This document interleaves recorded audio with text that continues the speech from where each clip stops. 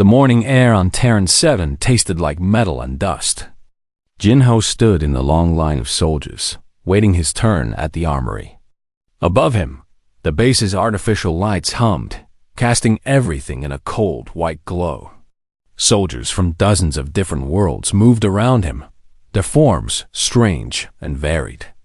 Some walked on 4 legs, others floated, and a few had bodies that seemed to shift and change as they moved. Jinho was human. He came from Earth, a planet that had joined the Galactic Coalition only 10 years ago. At 23, he was young by Coalition standards. Most species live for centuries. Some never died of old age at all. But humans were different.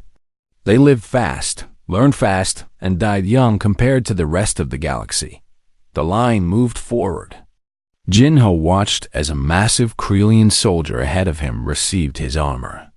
The Krelian stood nearly 3 meters tall, with natural bone plates covering his body. Even with all that natural protection, he still put on the thick metal exoskeleton that the Coalition provided. The armor made him look like a walking tank. When Jinho reached the front of the line, the armory officer barely looked at him. She was busy checking her datapad, making notes about inventory. The officer was Vraxian, with skin that looked like blue crystal. Her name tag read Lieutenant Myray. A younger soldier handed Jinho a standard armor set. The pieces felt heavy in his hands. He examined the chest plate, the arm guards, the leg protection. Each piece was designed to connect with others, forming a complete protective shell. The armor had servo motors built in to help soldiers move despite the weight. It had shields that could absorb energy weapons. It was, by all accounts, an amazing piece of technology. Jinho set it down on the counter. "This won't work for me," he said quietly. The soldier who had handed him the armor looked confused. He was young, probably new to his posting. He glanced at Lieutenant Myray, unsure what to do. Myray looked up from her datapad. Her crystalline eyes focused on Jinho. When she spoke, her voice came through a translator device that turned her words into something humans could understand. "What do you mean it won't work?" she asked. Her tone was flat, professional. "The armor is too heavy," Jinho explained. "It restricts movement. I need to be able to move freely." Other soldiers in the line had stopped talking. They were watching now. This was unusual. Nobody refused armor. Not when they were about to face the Ravagers. The Ravagers were the reason everyone was here. They were an enemy unlike anything most species had ever seen. Part machine, part organic creature, all hungry. They consumed worlds, stripped them of resources, and moved on to the next target. The Coalition had been fighting them for 300 years. Terran 7 was the latest battleground. Lieutenant Myray set down her datapad. She walked around the counter to stand in front of Jinho. Even without her own armor on, she was intimidating. Vraxians were naturally tall and strong. Their crystalline skin was sharp enough to cut metal. "You need to move freely?" she repeated.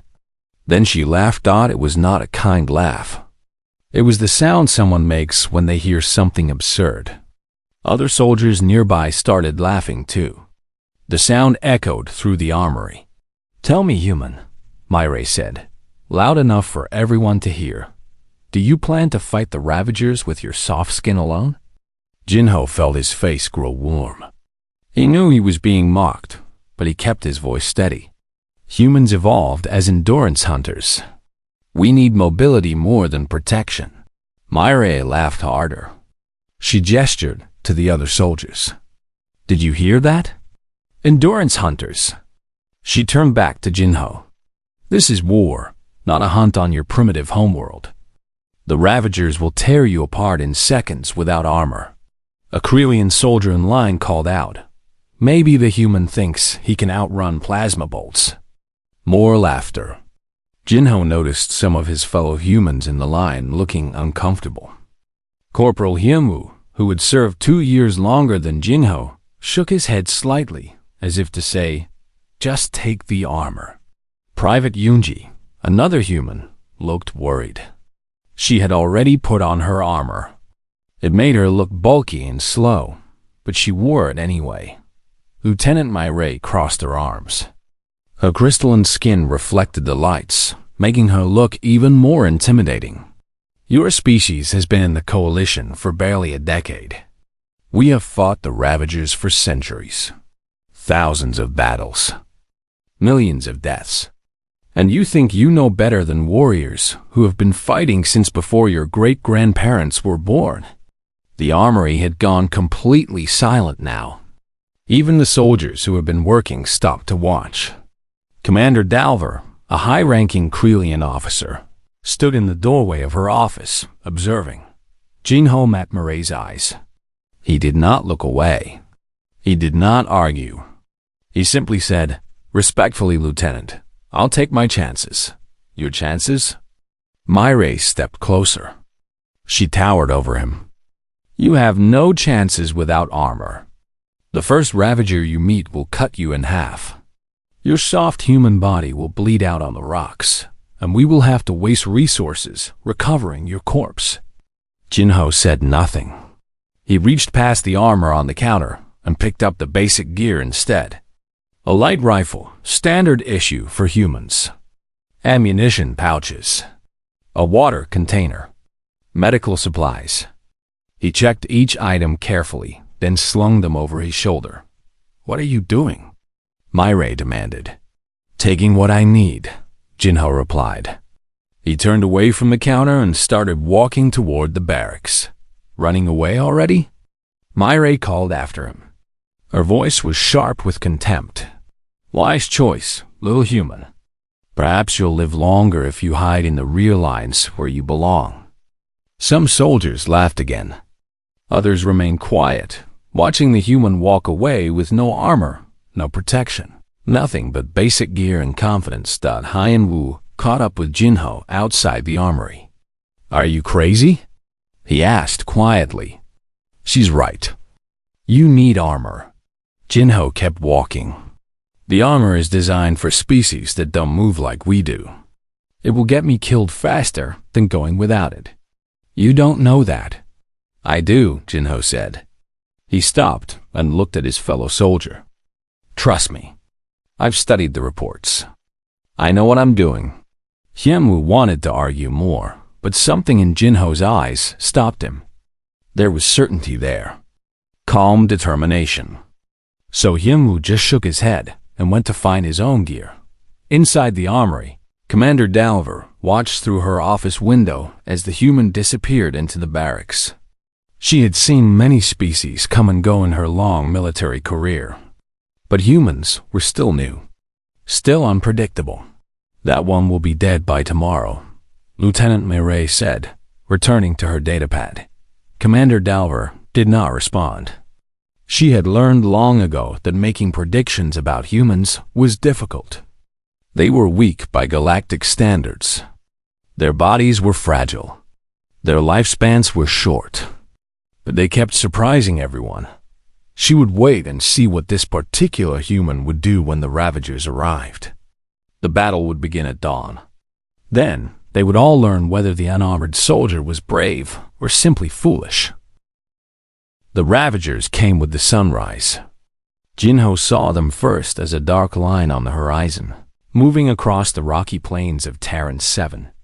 Then the line grew larger, spreading like spilled ink. Within minutes, the horizon was black with their bodies. There were thousands of them. Maybe tens of thousands thought the alarm system screamed across the Coalition base. Soldiers rushed to their positions. The garrison ridge, where the Coalition would make its stand, was a natural defensive position. High ground with good sight lines and limited approaches. It was the best chance they had. Jinho moved to his assigned position on the southern flank. Around him, armored soldiers took their places behind reinforced barriers. Their heavy armor made loud mechanical sounds as servo motors engaged. Energy shields flickered to life, creating shimmering walls of protective force. Lieutenant Myray stood near the center of the line. Her armor was fully deployed now, making her look twice her normal size. Other Vrakian soldiers stood with her, their crystalline bodies encased in metal and energy shields. They looked invincible. The Krelian soldiers were even more impressive. Their natural armor, combined with their exoskeletons, made them look like mobile fortresses. Commander Dalver moved between positions, checking readiness, her voice calm over the communication network that connected all coalition forces. All units, prepare for contact, Dalver commanded. Heavy weapons, target the lead elements. Light infantry, support as needed. Remember your training. Gino crouched behind a rocky outcropping. He had chosen this position carefully. It gave him cover and a good view of the approaching enemy. More importantly, it gave him multiple escape routes. He checked his rifle one more time, then settled in to wait. Jinho, you should fall back to the second defensive line. Yunji's voice came through his earpiece. She was worried about him. Everyone was. The unarmored human had become something of a joke among the coalition forces. Some soldiers had even started a betting pool on how long he would survive. I'm fine here, Jinho replied quietly. The Ravagers reached weapons range. They did not slow down. They did not stop to organize. They simply charged forward like a living wave of destruction. Each Ravager was about the size of an earth bear, covered in biomechanical armor that seemed to grow directly from their bodies. They had no faces that Jinho could recognize, just sensors and weapon systems integrated into organic flesh. The coalition heavy weapons opened fire first.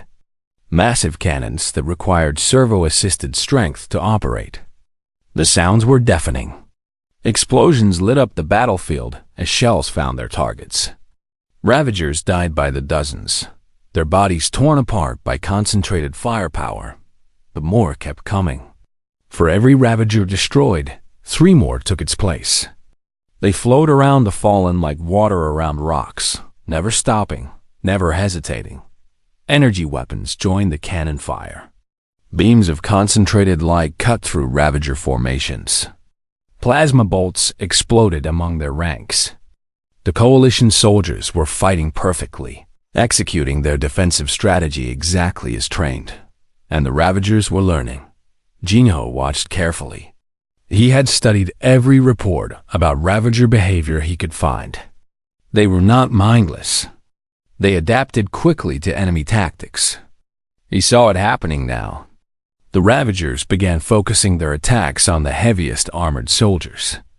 They recognized those targets as the most dangerous and concentrated their fire accordingly. Lieutenant Moray's position came under heavy assault. Dozens of Ravagers converged on her squad. Their bioweapons fired rapidly, testing the shields, looking for weaknesses. Mireille and her soldiers held firm, their armor absorbing damage that would have killed unprotected soldiers instantly. But holding firm meant staying in one place. And staying in one place meant becoming an easy target. Jinho moved. He left his cover position and advanced forward, using the terrain for concealment. His unarmored body made almost no noise. Without heavy metal exoskeletons, he generated minimal heat signature. The Ravager sensors were designed to detect the energy shields and servo motors of armored soldiers. They barely registered his presence. He reached a new position about 50 meters ahead of the main defensive line. From here, he had a clear view of the Ravager formations. He raised his rifle and began to fire. But he did not aim for the Ravager soldiers. Instead, he targeted small nodes on their backs. Biomechanical processors that coordinated their movements. Command and control systems. The parts that kept the swarm acting as one organized force. His first shot dropped one Ravager's control node. The creature did not die immediately, but it stopped responding to the swarm's coordination. It stumbled, confused, then wandered away from the battle. His second shot hit another node. Then a third. Then a fourth dot in the command bunker, Commander Dalver watched her tactical displays. Something strange was happening on the southern flank. A group of Ravagers was breaking formation, scattering instead of attacking in coordinated waves. What's causing that disruption? She asked her operations officer. The officer checked his sensors. I'm reading weapons fire from... Commander, there's a single soldier out there. No armor signature. I think it's the human. Jinho. Dalver zoomed in the tactical display. There, highlighted in green, was one human soldier, moving between positions, firing with careful precision. And everywhere he fired, Ravagers lost their coordination. Remarkable, Dalver muttered. Lieutenant Murray saw it too. Her squad had managed to repel the initial assault, but more Ravagers were coming. Then she noticed that the new wave seemed confused. They were not attacking in organized patterns. Some wandered aimlessly. Others attacked each other by mistake. She checked her tactical overlay. The disruption centered on one point, where the unarmored human was fighting. Impossible, she said to herself. The battle continued for hours. The armored soldiers fought bravely, holding the defensive line against overwhelming numbers. But armor required power. Servomotors began to overheat. Energy shields drained their batteries. Even the mighty Krelian soldiers needed to rotate back for maintenance and recharging. Jinho kept moving. He had changed positions 7 times now, always staying ahead of Ravager counterattacks. His legs burned with effort. His shoulders ached from carrying his gear. But he did not stop. Humans had evolved for this. Not for short bursts of extreme speed or strength, but for steady, sustained effort over long periods. Jinho's ancestors had chased prey across African plains for days at a time, running at a pace that exhausted animals built for sprinting. That same endurance lived in his DNA. He took a drink from his water container and moved to his 8th position. Below him, the battle raged on. Above him, the twin sons of Tyran 7 climbed higher in the sky. Hien Wu's single quotes S voice came over the communication network. Jinho, you have incoming hostiles. 12 Ravagers, breaking from the main group. They're heading your way. Jinho looked at his tactical display. 12 red dots were moving toward his position. Fast. Acknowledged, he said calmly. Lieutenant Murray heard the exchange. She checked her own display and saw the 12 Ravagers converging on the human's position. Without armor, he had no chance. 12 Ravagers would tear him apart. He's done, she said into her communications channel. The unarmored fool is about to learn why we wear protection. Other soldiers heard her words. Some felt satisfaction.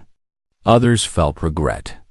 But everyone watched their displays, waiting to see the green dot that represented.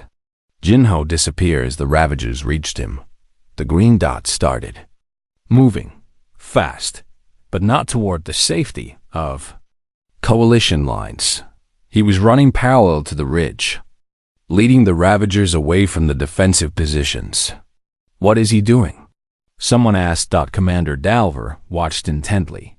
She had a suspicion.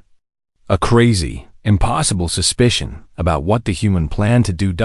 And if she was right, the Ravagers were about to learn something very important about Earth's dominant species. Jinho ran. His boots hit the rocky ground in a steady rhythm. Not a sprint. Not a jog. Something in between. A pace that human runners called sustainable. A pace that his body could maintain for hours if necessary. Behind him, the 12 Ravagers gave chase. They were faster than him. Much faster. Their biomechanical legs were built for quick movement. They could sprint at speeds that would leave most organic creatures behind. In a short race, they would catch him easily. But Jinho was not planning a short race. He had studied the reports. Every engagement with Ravagers included the same information. They were fast. They were strong. They were deadly in close combat. But they had one weakness that nobody seemed to exploit. Their bodies, part organic and part machine, generated enormous amounts of heat when operating at maximum capacity. They needed to cool down regularly, or their systems would shut down to prevent damage. The first 100 meters, the Ravagers closed the distance. Jinho could hear them behind him. The sound of their legs hitting the ground. The mechanical whir of their weapon systems charging. They were getting closer. He did not look back. He focused on his breathing. In through the nose, out through the mouth. Steady. Controlled. His heart rate was elevated, but not dangerous. His muscles were working hard, but not straining. This was what humans did. This was what they were built for. 200 meters. The Ravagers were even closer now. Jinho could see their shadows on the rocks ahead of him. One of them fired a weapon. The shot went wide, hitting stone and sending fragments flying. They were almost in range for a killing shot. Jinho maintained his pace. He jumped over a small ravine, landed smoothly, kept running. The Ravagers followed, their larger bodies making the jump look effortless. 300 meters. The distance between them stopped closing. The Ravagers were still faster, but only slightly now. Their sprint was beginning to slow. Their bodies were heating up. The organic parts of their systems were starting to strain under the constant exertion. Jinho's pace never changed. Steady. Sustainable. The way humans had always run. In the command bunker. Every officer was watching the tactical display. The green dot that represented Jinho moved across the screen in a straight line. The 12 red dots followed, slowly beginning to spread out as some Ravagers started falling behind. "He's running them down," Commander Dalver said quietly. There was awe in her voice. "Like prey." Lieutenant Mireille watched her own display. She did not want to believe what she was seeing. The human should be dead by now. But instead, he was leading the Ravagers on a chase across the rocky plains. And they were starting to fail. "Impossible," she muttered. "No organic being can outrun a Ravager." But the display did not lie. 400 meters. 500 meters. The Ravagers were definitely slowing now.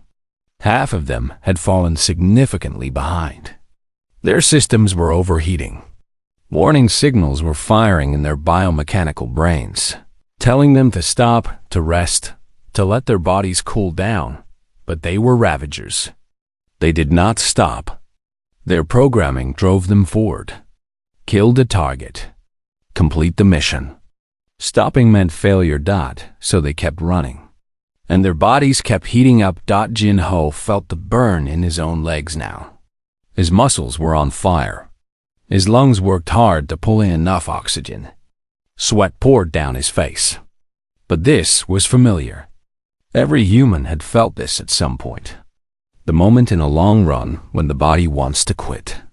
The moment when you have to decide whether to stop or push through. Jinho pushed through. This was what his ancestors had done. They had felt this same burn when chasing antelope across the savannah. They had pushed through it. And the antelope, faster and stronger, had eventually collapsed from heat exhaustion while the humans kept coming. 600 meters. 700 meters. 800 meters. Half the Ravagers had stopped completely. Their systems had shut down automatically to prevent catastrophic damage. They lay on the ground, helpless, their bodies going through emergency cooling cycles. The remaining 6 kept coming. Slower now. Much slower. But still pursuing. Jinho allowed himself a quick glance backward. 6 left. Their movements were jerky, uncoordinated. Their weapon systems were offline, all power redirected to cooling and basic movement. They were running on instinct now, barely conscious, driven only by their programming to pursue and kill. 1 kilometer. 900 meters. 1,000 meters. 3 Ravagers remained. The others had collapsed behind them. Jinho could see them clearly now. They were struggling. Each step looked painful. Their biomechanical bodies were failing.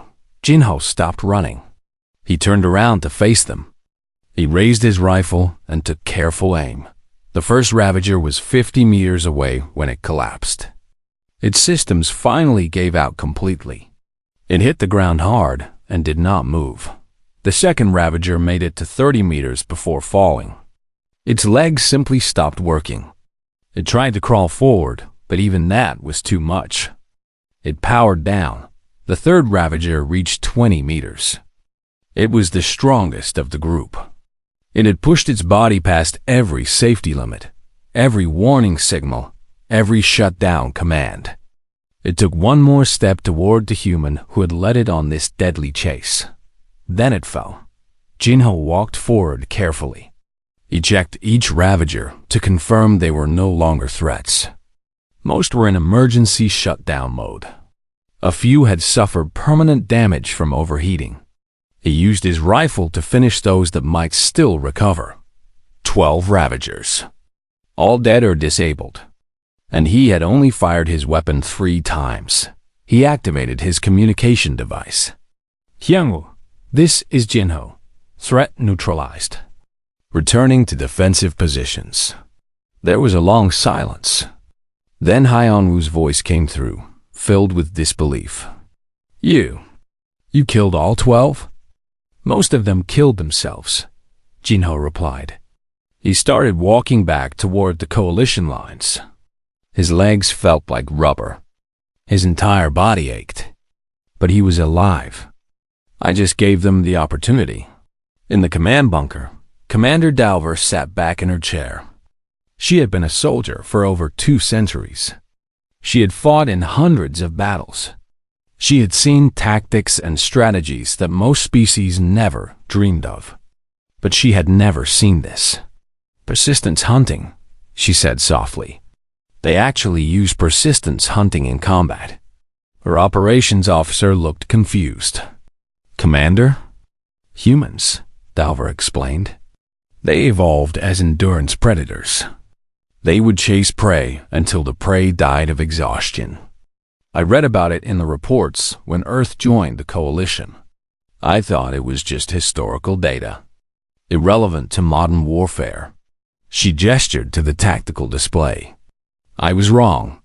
Lieutenant Meret had been silent for several minutes. She watched the green dot moving back toward friendly lines.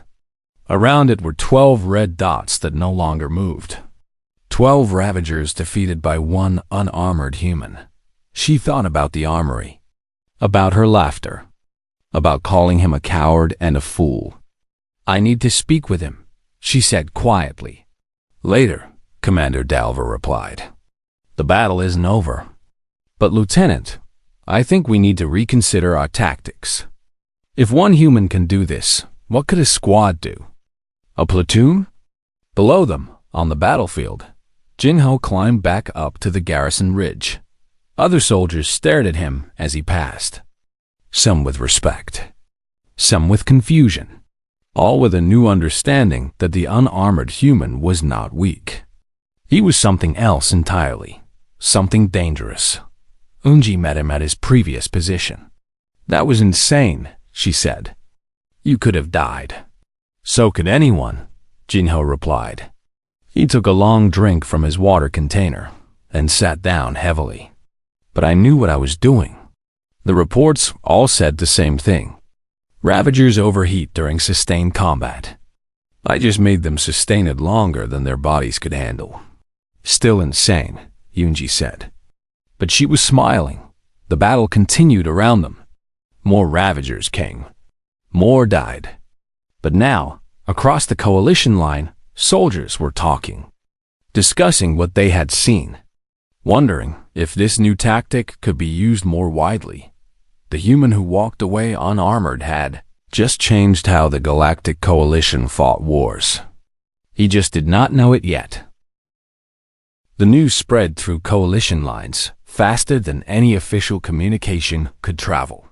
Soldiers talked to each other during brief breaks in the fighting. They shared tactical displays. They replayed the recordings of one human leading 12 Ravagers to their deaths through nothing but endurance. By mid-afternoon, everyone knew about Jinho. The battle had been going for 8 hours now. The armored soldiers were exhausted. Their exoskeletons needed constant maintenance. Power cells were running low. Even with regular rotations to charging stations, the heavy armor was taking its toll. Servomotors overheated. Energy shields flickered and failed.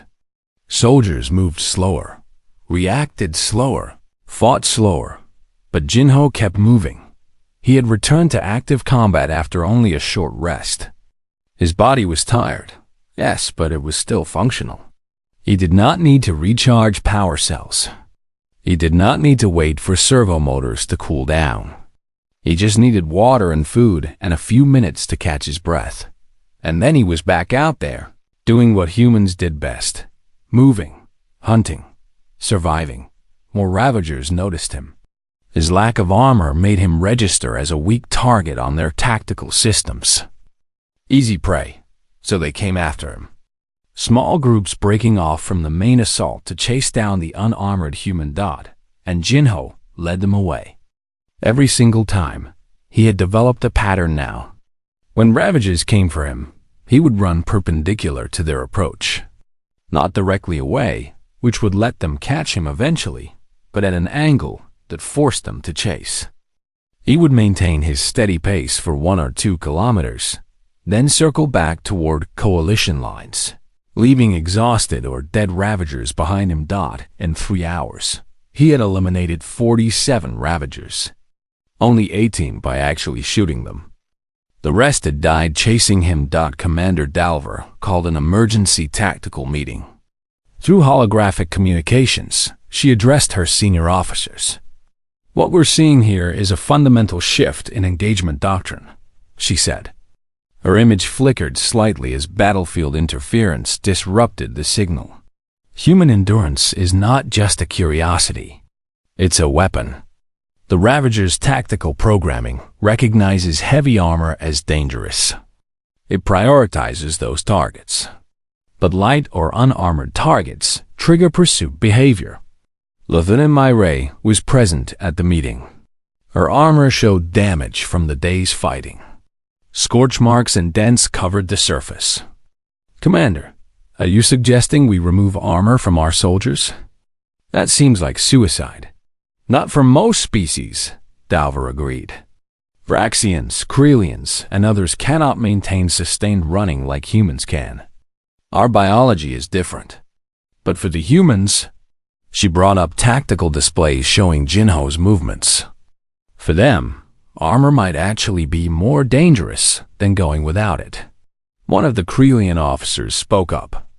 "With respect, Commander, we have only seen one human use this tactic successfully.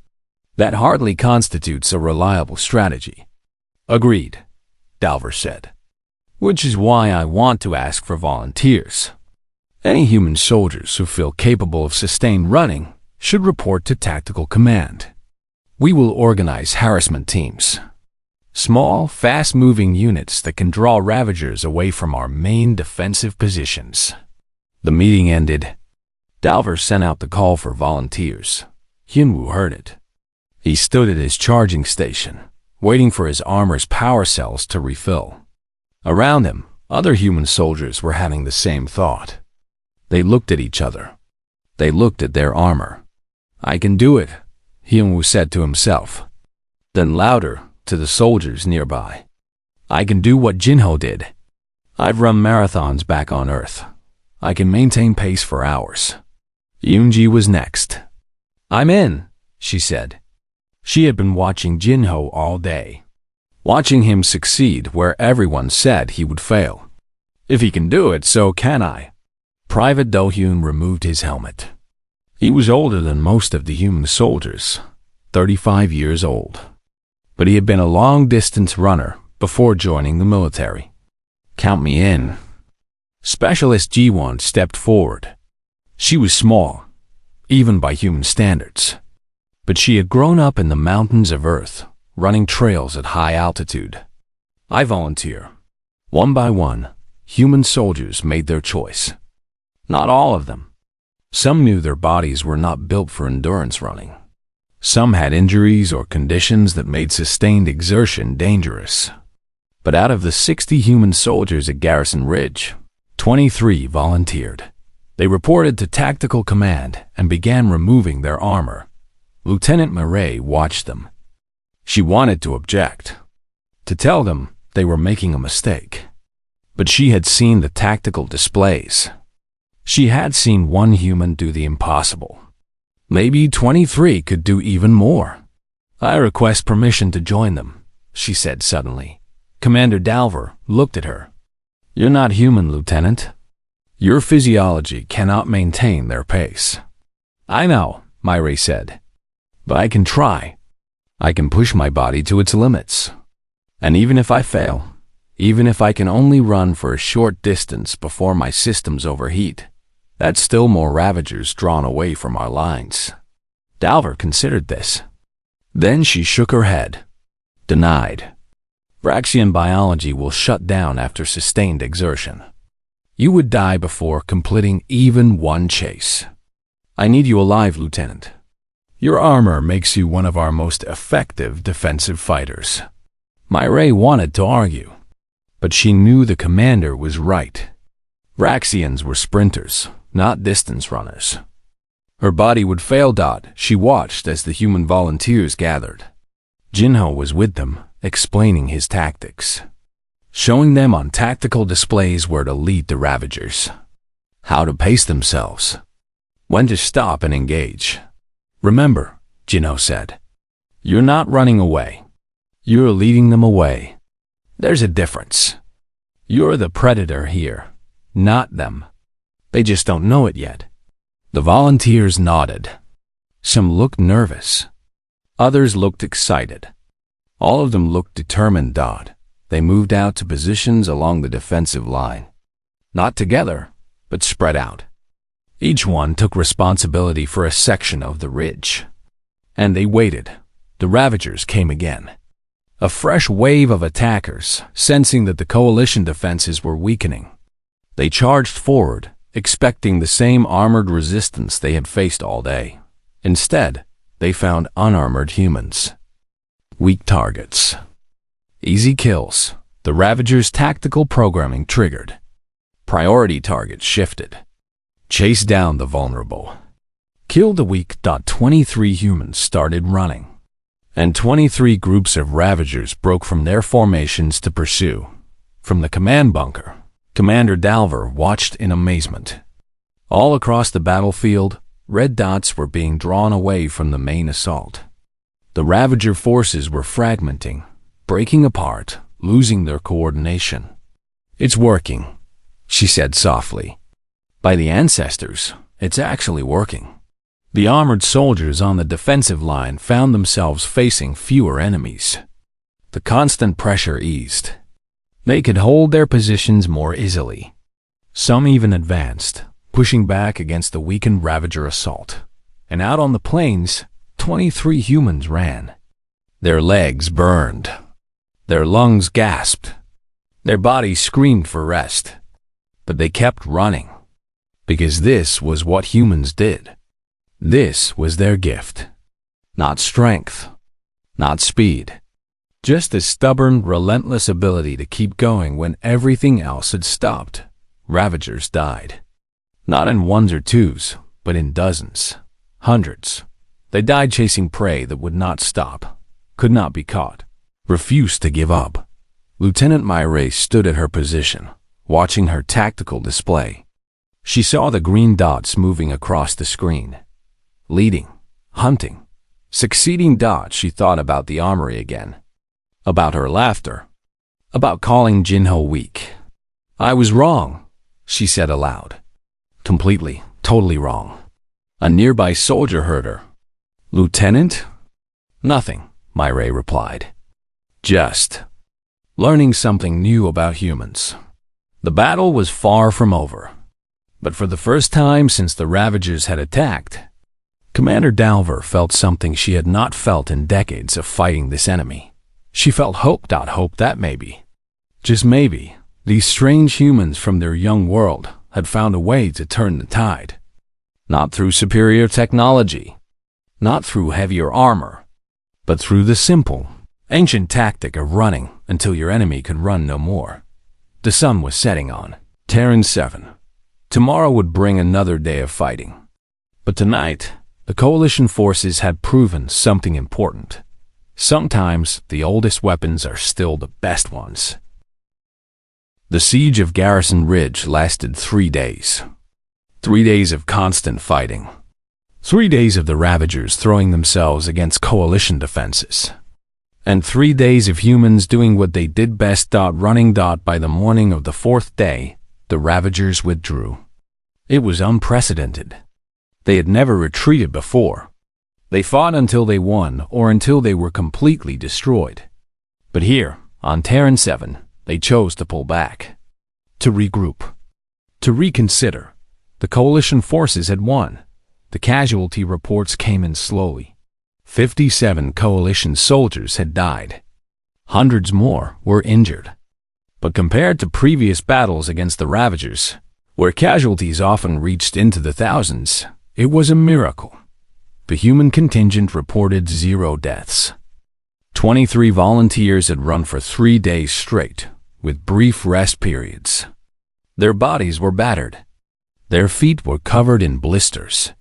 Their muscles were so sore that some could barely walk. But they were all alive. Jinho sat on a supply crate outside the barracks. He was too tired to move. His legs felt like they were made of stone. Every muscle in his body ached. He had drunk more water in 3 days than he thought possible. His feet were wrapped in medical bandages. But he was alive. And they had won. Other soldiers passed by. Most nodded to him respectfully. Some stopped to thank him. A few asked how he had known the tactic would work. "I didn't know for sure," Jinho admitted. "I just trusted what my ancestors did. They hunted by running. So I ran." Commander Dalver emerged from the command bunker. She had been awake for all 3 days, coordinating the defense. Now, finally, she could rest. But first, she had something to do. She found Jinho sitting on his crate. She approached him slowly. Quilians were massive, and she did not want to seem threatening. "Private Jinho," she said. Her translator rendered her voice with respect and formality. Jinho tried to stand, but his legs would not cooperate. "Commander, sorry, I can't really move right now." "Don't apologize," Dalver said. "You've earned the right to sit." She paused, considering her words carefully. "The Coalition Command has been watching our battle. They're very interested in what happened here. They want to establish new tactical doctrines based on your success." Jinho blinked in surprise. "New doctrines?" "They're calling it persistence warfare," Dalver explained. "Using endurance and sustained pressure instead of heavy armor and concentrated firepower. They're asking if Earth can provide trainers. Soldiers who can teach others how to implement these tactics." Jinho laughed. It hurt to laugh, but he could not help it. "Commander, humans have been doing persistence hunting for 300,000 years. I think we can teach people how to run." Dalver allowed herself a small smile. "I believe you can, Private. The galaxy's going to learn a lot from your species." She left him to rest. As she walked away, Lieutenant Murray approached from the other direction. She had removed her armor finally. Her crystalline skin showed cracks and damage from 3 days of combat. But she was alive too.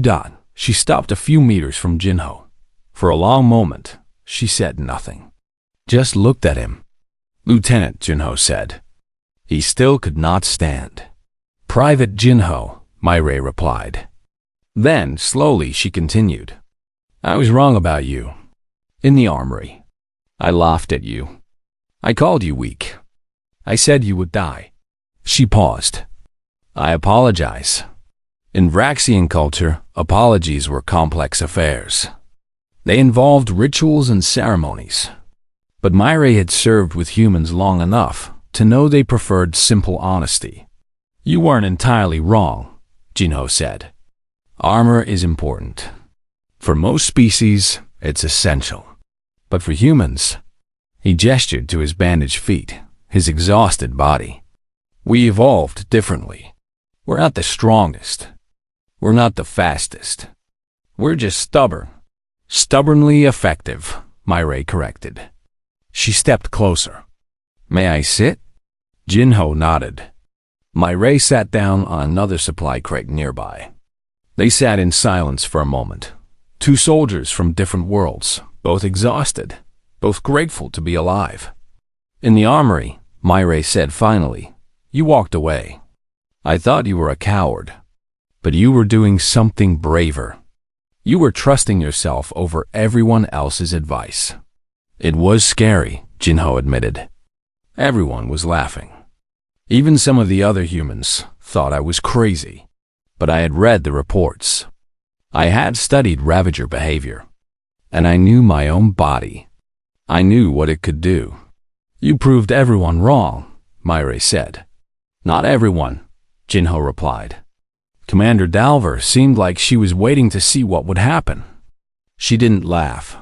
She's been a soldier for 200 years, Myray said. She's learned not to make assumptions. She looked at Jinho. I'm only 75. I'm still learning that lesson. They sat together as other soldiers moved around them. The base was cleaning up, repairing damage, preparing for whatever came next. Medical teams were treating the wounded. Engineers were fixing equipment. Life was returning to normal. Hyenwoo and Yoonji found Jinho sitting outside. They both looked as exhausted as he felt. Hyunwoo was limping. Yoonji had her arm in a sling from a minor injury. Hey, Hyunwoo said. We're heading to medical. You coming? In a minute, Jinho replied. I need to recover the ability to walk first. Yoonji laughed. Fair enough. We'll save you a bed. They headed toward the medical tent. Do-Hyen and Ji-won appeared next. They looked better than most. Both had been experienced runners before joining the military. Their bodies had handled the 3 days better than others. The commander wants to meet with all the volunteers tomorrow, Da-Hyun said. Something about training programs and tactical development. Tomorrow, Jinho groaned. Can it wait a week? Probably not, Ji-won said cheerfully. We just changed how the galaxy fights wars. They're going to want to know everything about how we did it. They left. Jinho remained on his crate, too tired to move. Myray remained as well, sitting quietly. In human history, Jinho said after a while, we have a saying. The best armor is not getting hit. I just took it very literally. Myray considered this. In Raxian history, we say the best defense is impenetrable protection. But perhaps we need to learn new sayings. Or maybe both are correct, Jinho suggested. Different species, different strengths. Raxians should wear armor. You're built for it. Humans, he looked at his bandaged feet. We're built for running. Myray stood up. Her damaged crystalline skin caught the light. I should go. My body needs repair and rest. She looked down at Jinho. Thank you, Private, for teaching me something important. What's that? Jinho asked. That weakness and strength are not always what they seem, Myray replied. You walked away from protection. I thought that made you weak, but it made you effective. Sometimes vulnerability is its own kind of armor. She walked away, leaving Jinho alone. He sat there for a while longer, watching the base return to normal. He thought about his ancestors, about early humans chasing prey across the plains of Africa, about the evolutionary path that had given him the ability to run for hours without stopping, about how a trait developed for hunting had become a weapon in a war fought among the stars. Finally, his legs felt strong enough to stand. He got up slowly, wincing at the pain. Then he started walking toward the medical tent. Each step hurt, but he kept walking. because that was what humans did. They kept going. Later that evening, Commander Dalver filed her official report. She described the battle in detail. The tactics used. The casualties suffered. The victory achieved. And she made a recommendation. Human soldiers should be given the option to fight without standard armor, she wrote. Their natural endurance provides advantages that heavy armor negates. This is not a sign of weakness. It is a recognition of their unique evolutionary strengths. The galaxy has much to learn from Earth's persistence hunters. A report would be read by Coalition Command. It would be studied by military strategists across 100 worlds. It would change training programs and tactical doctrines. It would save countless lives in battles yet to come. But all of that was in the future. For now. On Terran 7, on a base that had survived a 3-day siege, a young human soldier finally reached the medical tent. He found a bed. He lay down. And for the first time in 3 days, he slept out outside, the twin suns of Terran 7 set below the horizon. The battlefield was quiet. The Ravagers were gone. And somewhere in the darkness, other coalition forces were already beginning to train. Learning to run. Learning to hunt. Learning the lesson that one unarmored human had taught the entire galaxy. Sometimes. The answer to overwhelming force is not heavier armor. Sometimes. It is simply refusing to stop moving. Sometimes. It is walking away from protection and trusting in something older. Something that evolution spent millions of years perfecting. The ability to keep going when everything else is given up. That was humanity's gift to the stars. Not technology. Not weapons. Just the simple, stubborn refusal to quit. The willingness to run until the enemy could run no more. The courage to face danger without protection because protection would slow them down. In a medical tent, Jingho dreamed. He dreamed of running across endless plains. Of chasing prey that could not be caught. Of the ancestors who had given him this gift. And he smiled in his sleep because he had walked away unarmored. And he had won.